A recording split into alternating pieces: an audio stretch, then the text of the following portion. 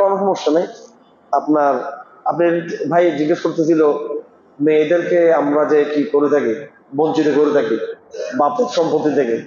দেখা গেল বাপের বাড়ি থেকে মেয়েদেরকে যে জায়গা দেওয়া হচ্ছে সেটা জলাভূমি বা অনুৎপাদনমুখী যে সমস্ত জায়গা ভূমি করে দেওয়া হচ্ছে, এটা হচ্ছে মেয়েদের উপরে জুলুম।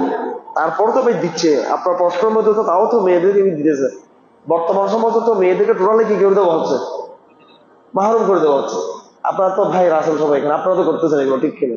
নিজের বন্ধুদেরকে কি করে দিচ্ছেন, বঞ্চিত করে দিচ্ছেন না আপনারা নাকি? এমনি দেখছি বহুত হুজুর টুজুর দাঁড়িয়ে তো বলে কি বা ইমামদার মুজাহিদ বন্ধুদেরকে কিন্তু হক দেয় না কেন? ও তো ওর জামার বাড়িতে পাইতেছে, ওর জামার বাড়িতে জামা পাক, যত কিছু পাক, জামাই যত কুড়িপতি হোক, যত বড় জমিদার হোক, বাপের যে অংশটুকু আছে সেটা কি করতে হবে, এটা দিয়ে ফেলতে হবে, এটা দিয়ে ফেলতে হবে। আর এখানে সে পুরো জমিটাকে একটা মূল্য ধরে মূল্য দিয়ে ফেললে চলবে।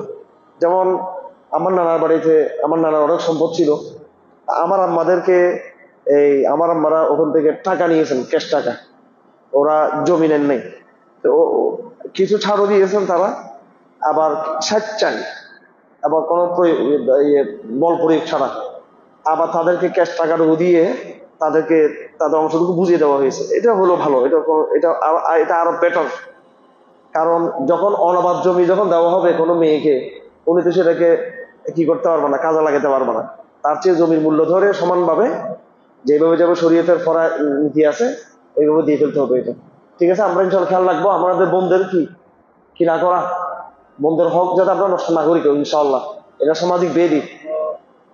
আমরা তো ওয়াজ করি শুধু খালি এই মানে স্বামীর আনুগত্য করা, স্বামীর কথা শোনা, ঠিক আছে, এটা শুনতে হবে, হাদিস শরীফে আছে।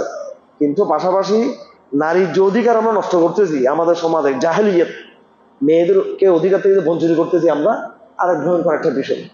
এবং এই জাহেলিয়াতে যারা দিনদার আমরা কিন্তু যুক্ত আছি জাহেলিয়াতের মধ্যে। নিজের বোনদেরকে, মেয়েদেরকে সম্পদ থেকে কি করা, বঞ্চিত করা, এই বাহানায় যে শ্বশুর বাড়িতে এসে কি পাইতেছে, সম্পদ। এটা অনেক বড় বড় ফ্যামিলিতে ওই জিনিসটা আছে চট্টগ্রামে, দেখছি আমরা অনেক বড় বড় একেবারে জমিদার পরিবারেও একটা সংঘাত আছে। জি ভাই।